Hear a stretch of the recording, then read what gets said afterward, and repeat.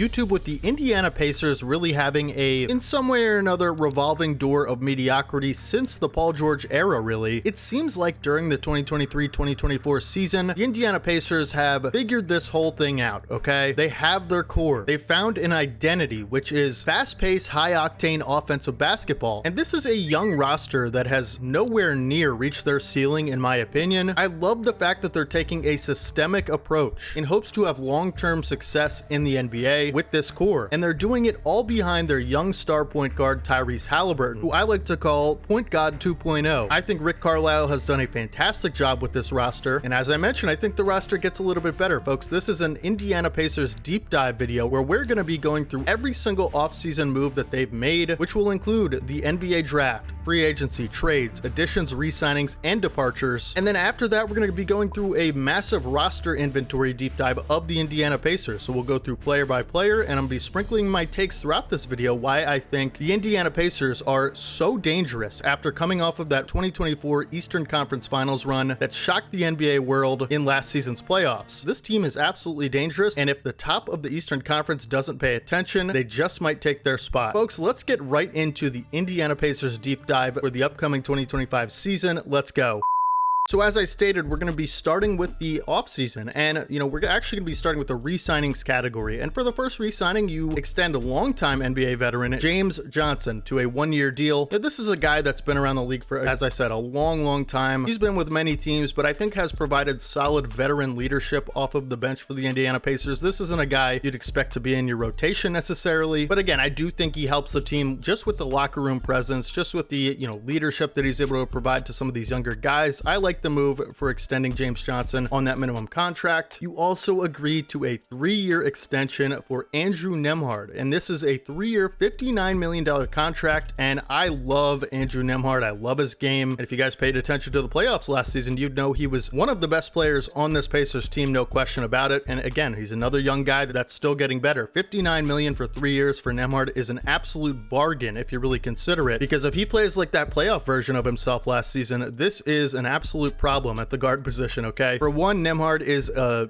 fluid scorer, okay? He's a great shooter. He was the 4th leading scorer on this team for the Pacers in the playoffs, averaging 15 points per game. He's also a very solid playmaker, okay? So next to a guy like Haliburton, the playmaking is just outrageous on this team. And, again, let's not forget that Andrew Nembhard actually shot 48% from 3 throughout the entire 2024 playoffs on 3.5 attempts per game. Those are 2K numbers, all right? Andrew Nembhard is going to carry that into the 2025 season. He's going to have a massive role on this team, whether it's starting or coming off the bench as a 6-man. He's also a very good perimeter defender. This is one of the players of this core, man. This is a guy you can build with, who takes care of the basketball, makes excellent plays with the ball in his hands, can score, shoot exceptionally well, and defend on the other end. This guy is an absolute steal at $59 million. I love the extension for Nembhard. One of the bigger re-signings in the entire league was for the Pacers, and that is your number 2 option on this team, Pascal Siakam, the forward that you acquired from the Toronto Raptors midway through the season. And actually, Pascal, did everything you would hope he would do and more in that playoff run. He was the difference maker for this team, no question about it. You had some injuries, Mathurin went down, you needed some scoring, and you say, okay,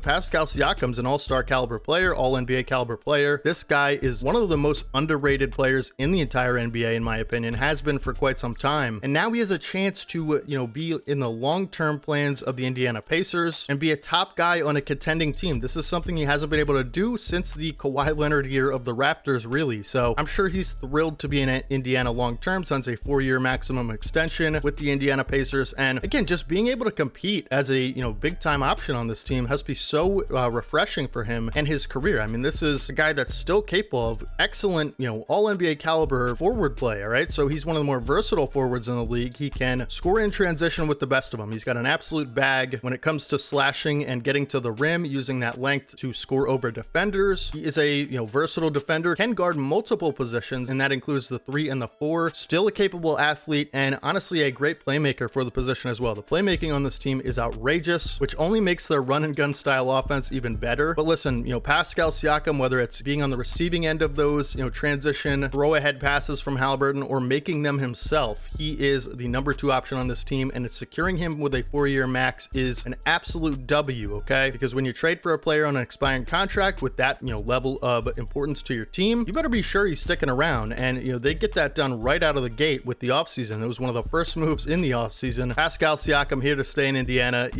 I'm assuming Indiana Pacers fans are so hyped for this because he's just such a great player. You love to see it. And then one of the players I thought was a more interesting kind of free agent for the Indiana Pacers ends up re-signing in a 4-year deal, and that is Obi Topping, the former New York Knick who came over last season. Obi Topping, obviously one of the best dunkers in the league. He's a great transition player, solid two-way capable power forward. He fits in with this identity and this team so well. He is a dynamic transition scorer, added a consistent three ball to his game last season, which was big for him. He was a restricted free agent. So, I was wondering whether or not Obi Topping would actually re-sign, because the Pacers are deep, not only at the forward position, but, their entire roster is extremely deep. They have, depth for days at almost every position. And, Obi Topping agreeing to a 4-year, $60 million contract with the Indiana Pacers. And again, I think this is a great move for a player that fits the identity very well, who's still getting better and showed a lot of promise on both ends last season, obviously athletically, but, skill-wise as well, okay? So this guy played all 82 games for you last season, the only Pacer to do that, I believe. And so now you always have fresh,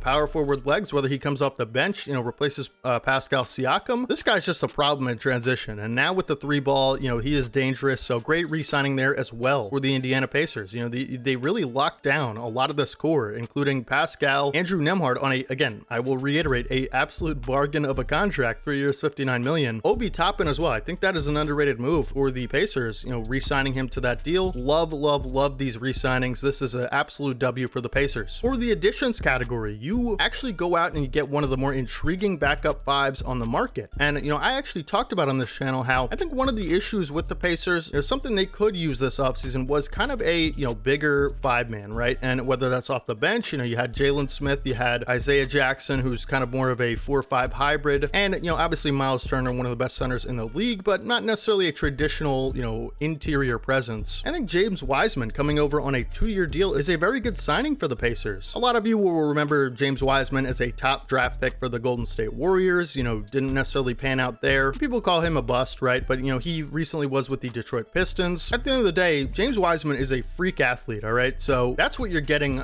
first and foremost. You talk about guys that run in transition and can, finish around the rim. I don't know if you're going to get a better athlete to be able to do that on this free agent market. So you get that there, and then hopefully he can develop into a premier backup five in this league. He certainly has all of the capabilities to do that. I think defensively, he has a ton of rim protection upside. So there's just a ton to like about James Wiseman, regardless of, where he was drafted and stuff like that. I just think this is a very good move for the Pacers, getting a different kind of center to back up Myles Turner. And on a 2-year cheap deal, I mean, it's not the end of the world if it doesn't pan out. James Wiseman, again, one of the better center athletes in the entire league, legit 7-footer, who is a monster lob threat. And I think with rim protection upside, I like the move for the addition with James Wiseman as the backup five. And for the only departure of this team, you actually lose one of the big time, backup fives of this team, but honestly didn't have the biggest, most consistent role. And that is Jalen Smith, another guy with, freak athlete kind of stuff. Listen, this guy has a very intriguing skill set, Jalen Smith, but, the fact that Rick Carlisle and him didn't seem to find a consistent role on this team last season was a little bit, alarming. I saw many times last season where Jalen Smith was getting healthy DNPs. And again, despite the amazing, intriguing skill set for a player of his size, it just didn't seem like he gained the trust of Coach Carlisle. And so if you think you can go and get more value in that regard from James Wiseman, I think this is kind of like a swap in a way. And I like the swap if you truly didn't believe, Jalen Smith was going to be someone you could build with. And again, maybe it's a consistency issue. Pacers fans, let me know down in the comments section what the issue was, because on paper, I think Jalen Smith looks to be a kind of a intriguing, ability skill set player, but clearly there is a reason he didn't get that James Wiseman contract. So please let me know what that is. I do think he's going to make a fantastic addition for the Bulls. He signs a 3-year deal with Chicago. I like the move there, but again, I just think Wiseman kind of a different type of player, and maybe that's the reason. But yeah, Pacers fans, let me know down in the comments. Overall, this is a W offseason as far as locking down players of your core, most notably Pascal Siakam. That was the big thing going into this offseason. Can they retain him after that trade, after he played so well in his role with Indiana during that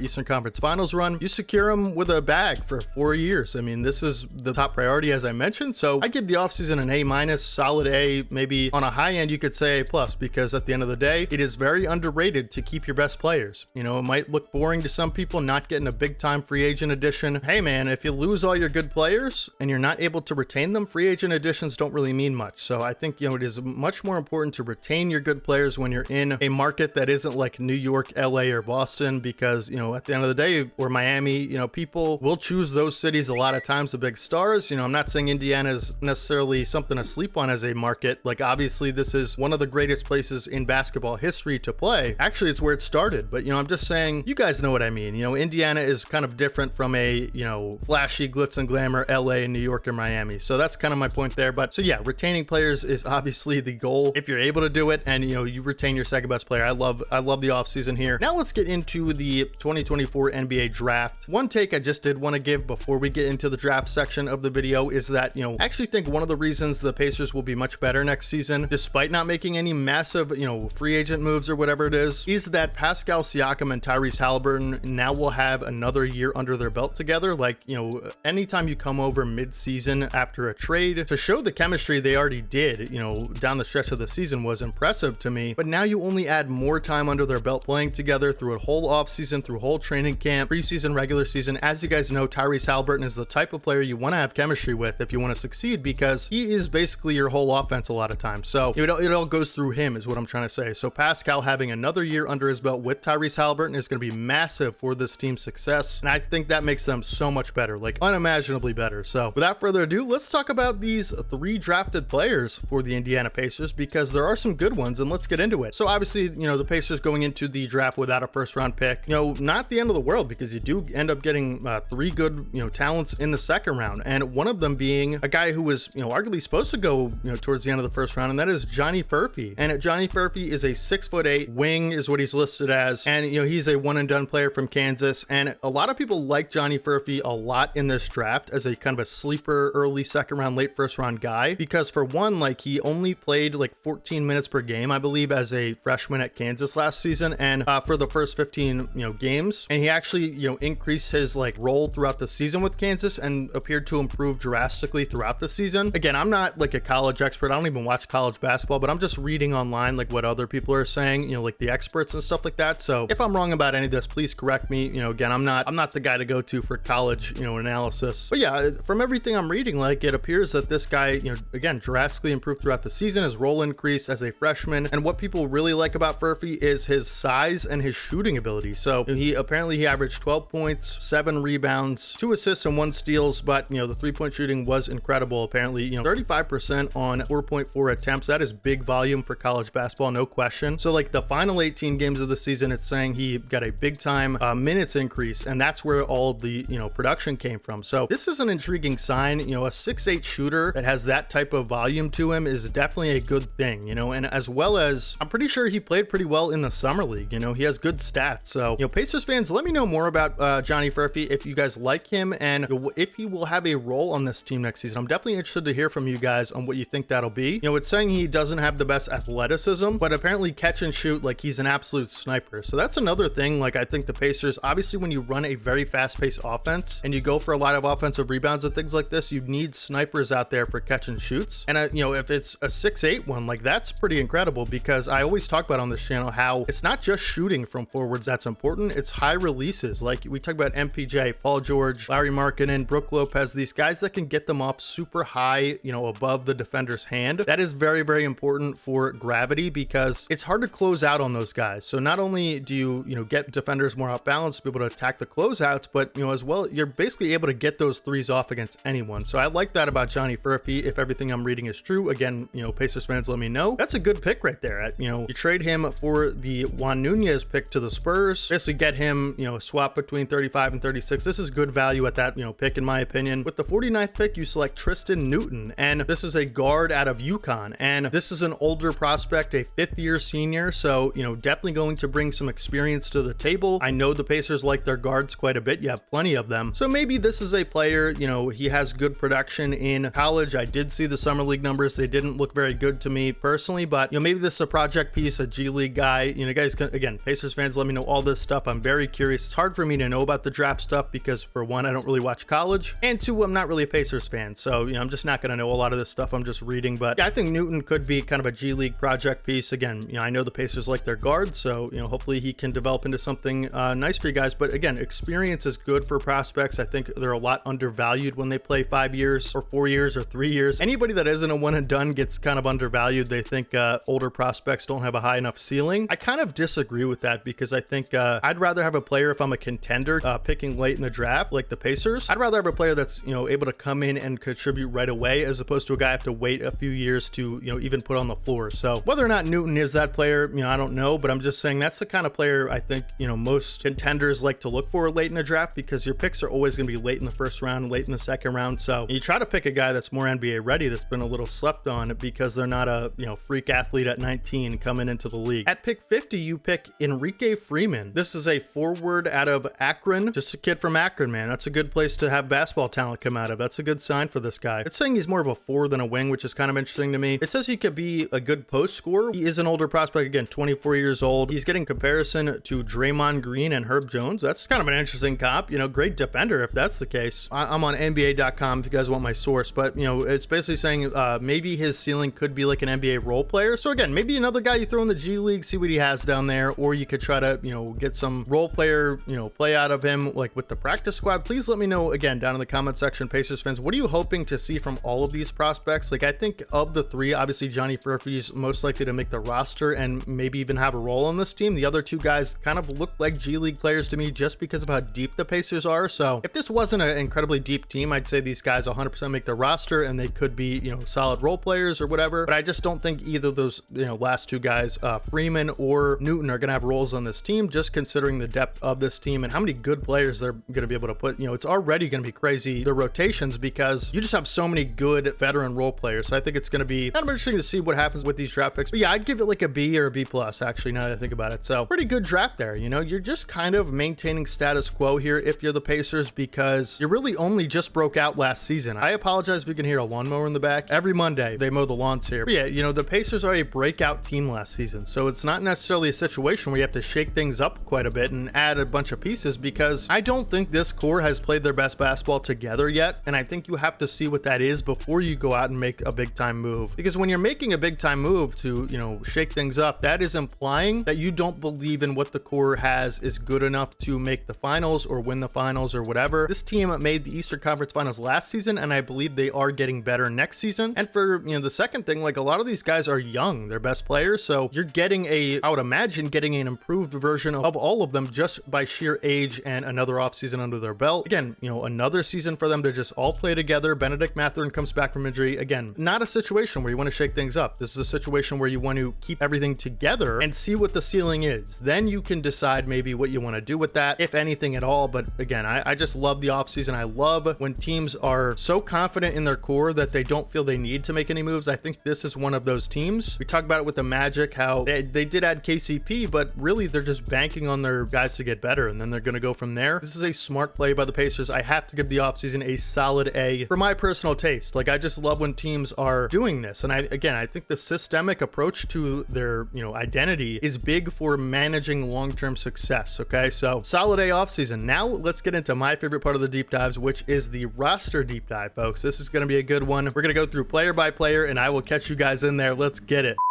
All right, folks, so it's time for the roster deep dive. Again, my favorite part of these deep dives, and we got a lot to get through because I've counted. I believe there are 13 players for the Indiana Pacers next season that could realistically get a role on a good team. 13 of them. That is absolutely wild, okay? So we're going to talk about every single one of them. Let's get into it, folks. So we're going to have to start with point guard 2.0, Tyrese Haliburton. Obviously, Tyrese Haliburton, in my opinion, he's one of the most efficient point guards in NBA history if you just look at the raw numbers. All right, so we saw Tyrese Haliburton before the injury last season play at a level that was superstar great. All right, it was like all NBA first team great. That's how good he was playing before the injury. After the injury, he played at an all-star level, but just wasn't quite the same Haliburton that we saw earlier in the season. And if he can play like he did before the injury last season, next season throughout the entirety of it, and put that consistency to it, I think you're looking at legitimately an all NBA caliber season. And honestly, honestly, he was in MVP voting, like for the first, however many games it was throughout the season. He was playing that good for the Pacers before injury. He was an MVP candidate for me. But either way, I mean, Haliburton, again, one of the most efficient offensive players in the entire league. I would probably say comfortably top 10. All right. So this is the greatest volume playmaker that we've seen in this league in a long, long time. He averaged 11 assists per game last season across 69 games played with 2.3 turnovers. Like, that ratio is unimaginable for me personally. And that's not to discount his scoring, because, he's a 3-level scorer that is efficient at all 3 levels. All right.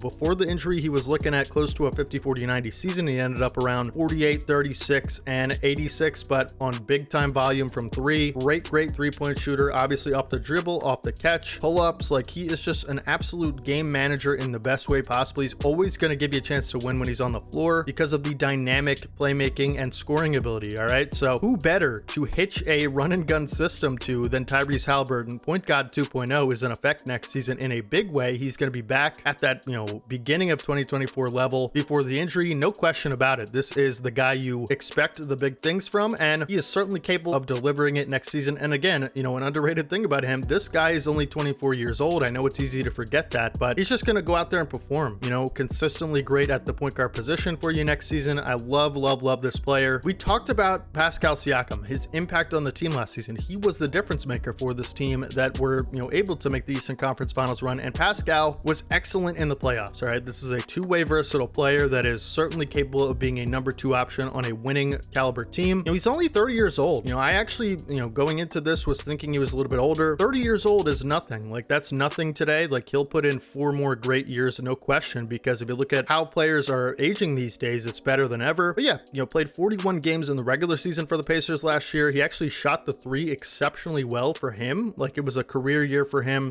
with the Pacers shooting 3 because he got a lot of open looks. 39% from 3 on 2.5 attempts per game. Like, that is insane efficiency from Pascal. If you could get that next season in any capacity, like, that is all you can really ask for. In the postseason, he was great as well, as I mentioned, stepping up and being your leading scorer. All right. So this is a guy you can expect to put the ball in his hands and make a lot of good things happen offensively. He's also, again, underrated playmaker as far as the power forward position goes. He's a top 5, top 10 power forward in the league, elite talent, and a dynamic 2-way player that I think, is just going to get better with the connection with Tyrese, even more chemistry building next season. And I think they're just going to be one of the best duos in the league, period. We talked about how Bennedict Mathurin was out, the remainder of the season last year after the 59 game mark because he just had a season-ending injury, which was very unfortunate. But to make it as far as they did without him is impressive because this guy is a good scorer and shooter. Last season took a big efficiency leap. Next season, I would expect him to take a production leap. Again, there's a lot of scoring and,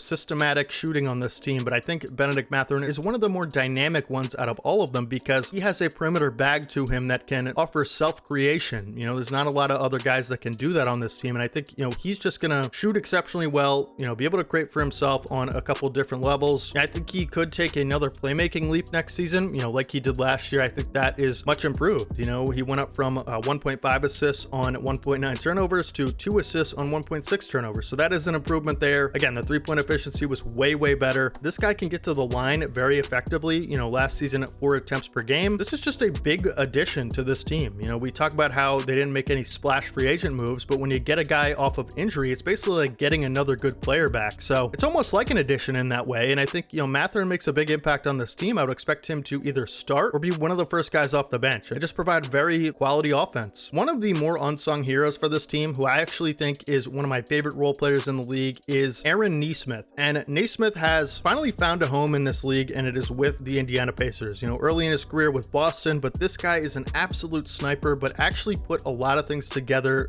more well-rounded for his game last season. This is a very good defender. He is a 3-and-D wing with a ton of different skills to him, primarily the 3-point sniping ability, as I mentioned, but this guy can score a little bit as well. I mean, we're talking about a player that shot 42% from 3 during the regular season last year in 72 games on 5 attempts per game. Like, that is special type of shooting. He is a very good defender. He takes a lot of gambles, and last season averaged 1.5 assists and almost a block per game. All right. So, Nesmith is a very strong role player for this team, and I actually would expect him to be the starting 3 on this team. I think their lineup is probably going to look something like, Haliburton at the 1, obviously, for the starters, and then, at the 2, it could be Mathurin or Nembhard, but, I guess we'll have to see about that. You could even play Nesmith at the 2, but I think he's better at the 3. So yeah, it'll be like something like Haliburton, Mathurin, or Nembhard at the 2, and then Nesmith at the 3, Pascal at the 4, and Myles Turner at the 5. But again, Nesmith has been exceptional for this team. Last season was a big time difference maker for them as a role player, just a consistent quality knockdown perimeter shooter, sniper with good defensive upside. I love this role player. In my opinion, should have a starting role next season, no question. But let's talk about Myles Turner. He was arguably one of the biggest snubs of the All-Star game last year. He actually took this team, and it was a quality veteran leader. He's only 28 years old, but he's been in the league so long. He is probably the longest tenured pacer. I wouldn't even, yeah, he's definitely the longest tenured pacer, no question. And I know that, it can be frustrating sometimes with Myles Turner because, again, he's not necessarily an interior presence, and that's kind of, one of the things the Pacers could have used last year down the stretch of the season. But let's not forget, this is maybe the best weak side shot blocker in the league, one of the best shot blockers in the league throughout his career. He's just a very good, versatile defender in that way. He can actually guard multiple positions. He was never necessarily going to be a monster rebounder, and I think that's one of the things that hurts the Pacers, but I think he's good enough at the offensive rebounding. And again, the dynamic three-point shooting for him it's rare for a center. I'm gonna be honest, like it is very rare and it is very good. Despite taking all of these three-point attempts that he does, which is, a lot of his shots are threes. Last season in the playoffs, he shot 45% from 3 on 5 attempts per game. Despite all of those, three-point attempts, he still keeps his field goal percentage exceptionally high. I mean, it's going to be like threes and dunks most of the time, but he's just a very good shooter. One of the best floor spacing centers that, again, averaged a career best postseason points per game, average a, near career best points per game total. He's always going to be a great solid rim protector. So I think, this is one of the players that, probably your third best player realistically, and just a good, very well above average starting 5 in this league. And I think, having Wiseman back him up is a different look than they've had. That's going to help them a lot. So I don't think you give up on Myles Turner yet. I know the Pacers fans are kind of split on this from what I understand. I've gotten a lot of feedback saying that they want a traditional 5. A lot of people like Myles Turner. So I think, just keep it going with Myles Turner. At the end of the day, if you need someone better, more equipped for a traditional center role, like more of a just rim runner, then I think, towards the end of the season, you'll know that information and maybe you make a move next year. But I don't think, you should be trading Myles Turner at this point. He's one of the most important players to this team, no question for me. We talked about James Wiseman, how he, is probably going to be the backup 5 of this team. Coming in for Myles Turner, he is a legit 7-footer with really good size and freak athletic ability. He is an interior presence. This guy finishes at a high rate. Last season had a career year with the Pistons, really broke out as a role player you can trust. And I don't necessarily think he's going to have the biggest role in the world on this team. Like, I think it's going to be kind of a backup 5, like, 15 to 20 minute role, maybe 10 to 20 minute role, night to night. This is a good, talk about a rim runner. I mean, this guy's an absolute lob threat. I think he does have all of the tools to be a great defender. And I just think, this is a good high upside signing for them at the backup 5. I like the move. I really like Wiseman as the, different type of look at center for this team. And one of the players we have to talk about, which is the most, probably the biggest X factor of this team for me, is Jarace Walker, who was the, lottery pick you had the season prior. And, you take him 8th overall, acquire him from Washington, didn't necessarily find a role with this team throughout the regular season or the playoffs really. But if you watch, his summer league, he was a all summer league, second team player. So he had a great summer league. A lot of people are saying he's a great two-way player, potentially, right? Like he has all of the, tools to be able to do that. But you saw a lot of good shooting, ability from Jarace Walker at that power forward position. He could be a small forward, power forward. I think he's more of like a power forward, but I think Pascal's going to really help him develop. I think he, can show him a lot of things for playing similar positions. I think at the end of the day, if he can develop into that, next level role player for you guys, this is what's going to take you over the top. Because again, we talk about additions and how they don't really make any like big time splash free agent additions, and they didn't really need to because they already did that in the trade deadline with Pascal. But again, you're getting Bennedict Mathurin back, and then this guy, Jarace Walker, could develop into an extremely versatile two-way player. So those are additions if that turns out the case. And I think Jarace Walker, again, he is the biggest X factor for this team for me, no question. I think, what kind of Jarace Walker we see next season, if it's close to the summer league version, we're getting a, solid two-way piece that has good athleticism, good upside on both ends to be able to make plays that not a lot of players on this team can. So hopefully he just has a role and we get to see him consistently on the floor, because I love his game and I think he's going to make a good impact on this team next season. Obi Topping, again, another guy that is just extremely athletic, loves to run up and down the floor. Only player that played 82 games for the Pacers last year. you could see him start. I think that is something that is possible. I don't know if you want to play him at the 3 though. I think he's probably most likely your backup 4, but this guy again, added that consistent 3 ball, which was the biggest,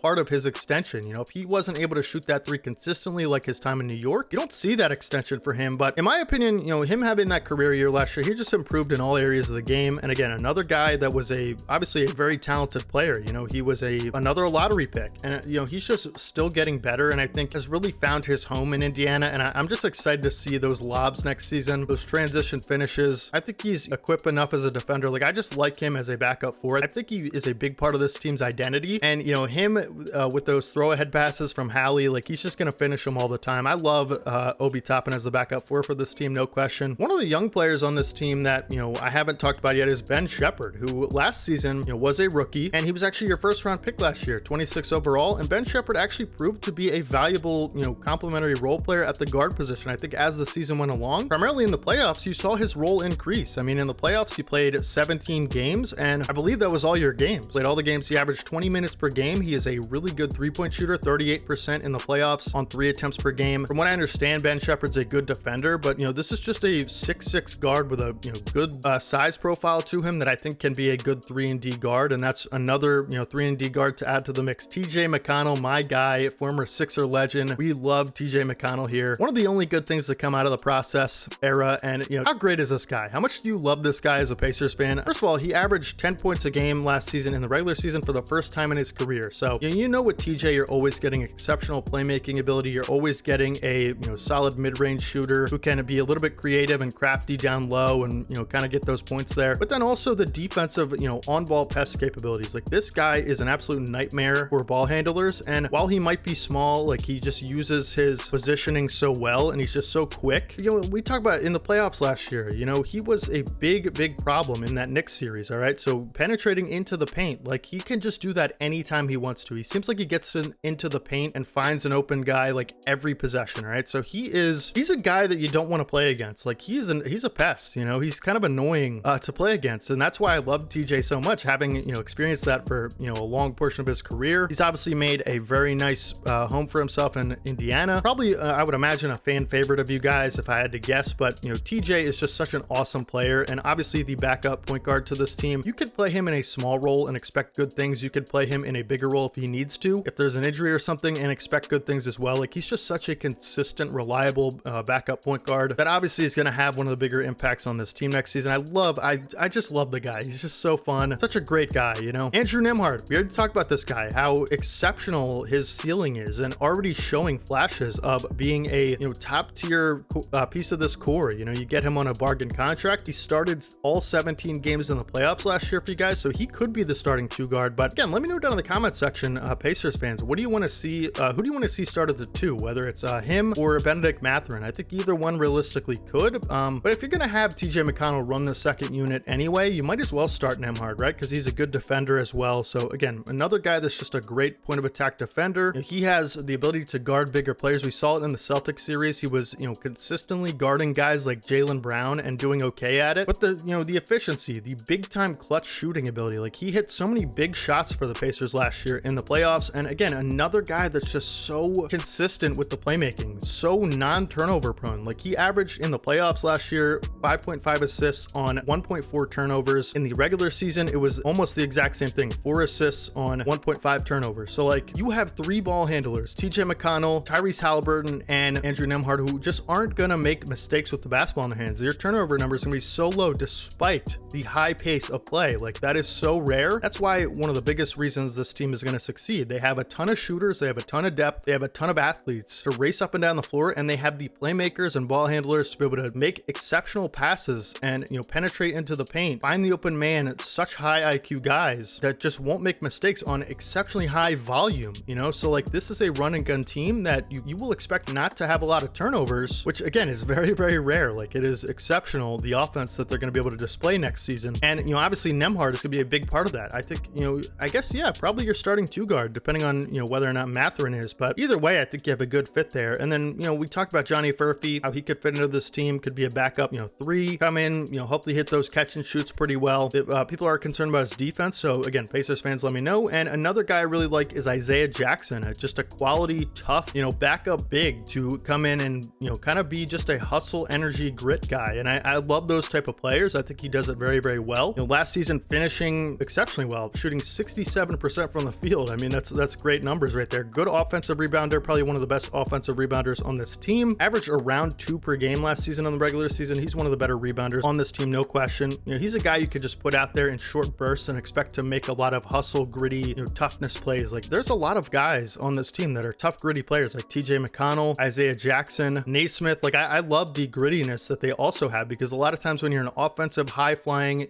run and gun team, you would expect a lot of, kind of like diva type of players, and the Pacers just don't have that. Like, they're tough. They're a tough core, and I love that about them. I'm sure Coach Carlisle wouldn't expect anything less from his players. Like, he's a tough, hard-nosed coach. So what a fantastic job Coach Carlisle has done, by the way, with this team. Again, leaning into that identity. We talked about in the Minnesota Timberwolves deep dive how Chris Finch, totally shaped this team's identity with the defensive intensity. They became the top defense in the league. You saw a similar thing in the East with Coach Carlisle, developing this team into one of the league's top offenses last season, breaking out as, that, run and gun identity offense. So again, this is just a great, team next season that I think has a lot of upside to make it close to where they were last season. The East is a little bit tougher next year. I think the Magic got a lot better. I think the Sixers got a lot better. I think the Celtics are going to be as good as they were. I think the Knicks got a lot better. So the Bucks got better. Like, there's plenty of competition in the East. This is not a weak East anymore, man. Like, this is a deep Eastern Conference, and I think the Pacers are going to have to fight their way through that. But I will say, I love what they're doing. Like, I just think, regardless of the result, people could say, oh, this is a second round team, this is a first round knockout. They look at the top of the conference and they say that. It's kind of a casual take to me. I mean, anything can happen in these 7-game series, and we saw last season when, people are going down with injuries. We saw it with Embiid, we saw it with Giannis, and we saw it with Jimmy. Like, things happen, man, and the Pacers took that opportunity. They seized it and they ran with it, no pun intended, as the run and gun team. But if they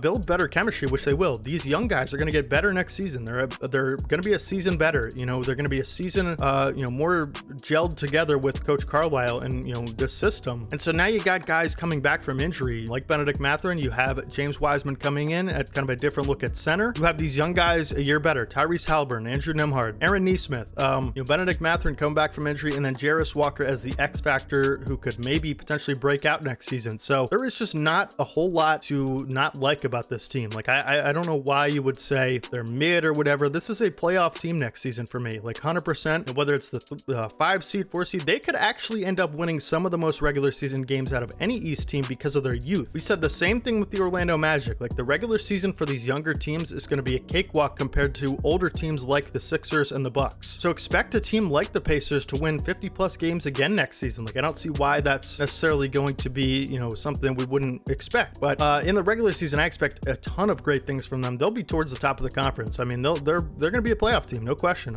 Barring injury, knock on wood, that doesn't happen. But Pacers fans, let me know down in the comment section who you believe will start in this starting 5 lineup. Do I have it somewhat right? Like, let me know how I did in this video with your team. I definitely hope I could represent them well. Like, I really do like your team. I was rooting for them last season in the playoffs. You guys are tough out in the playoffs. You gave my Sixers a ton of issues last year throughout the regular season with your fast pace of play. Like, we're just not used to that. We don't have Embiid is our best player, obviously, and he's not necessarily the guy you want to play a fast-paced team with. So it'll be interesting. I think they're going to lap some of these older teams like mine next season in the regular season, but it'll be interesting to see how many wins they can put together. What are you hoping the goal is for this season? Do you hope to make the Eastern Conference Finals again? Like, is it a situation where, like, you're just hoping for a similar result, or just hoping to see these guys get better, and kind of learn about the team? Because I think that's what this year is really about, learning about this core and kind of getting information on what their ceiling could be, and then you make the big moves, right? Like, it's not necessary to do that yet. You already have a playoff team, a Eastern Conference Finals team last year. People said it was a fluke, and we're going to see about that. I don't think it was, but we're going to see whether or not people are right about that. I don't think you are, but let me know down in the comment section, Pacers fans. I think you have a great team, great upcoming season for you. I'd be excited if I were you guys. Great future ahead. Coach Carlisle, this team has done a great job. So hopefully, guys, let me know down in the comment section. Pacers fans, what do you think of the video? Hopefully, you could correct me if I got anything wrong. I really tried to, put in some research. I watched a lot of Pacers basketball last season. So yeah, hopefully you guys have a fantastic rest of your day today. Make sure you guys leave a like on the video, comment, subscribe. Those are the biggest things you can do. We're on the road to 14,000 subscribers, so it'd really mean a lot to me if you guys could hit that sub button if you haven't already. Other than that, thank you guys for watching all the way to the end of the video. It really means a lot to me. And for more deep dives, we've already covered almost every team in the league. So if you're interested interested in seeing more deep dives on other teams, make sure you guys, check out the playlist. Basically doing a deep dive every day until we cover all the teams. I think this will be our 26th team, so we're almost done. And that'll be business as usual, all things NBA every day on this channel. Hopefully you guys enjoyed it. I will see you guys tomorrow in the next deep dive. Only a few more teams to cover. Hopefully you guys leave a like, comment, subscribe, follow my Twitch, follow my Twitter. We're gonna be starting streaming on Twitch very soon, very soon. Probably next week we'll be starting up the streams again regularly. 2K's coming out, so that'll be hype for the streams. We're gonna play a lot of 2K, so make sure you guys follow my Twitch and follow my Twitter. I'm pretty active over there. I will catch you guys in the next one. This is your boy D Haven as always. Peace.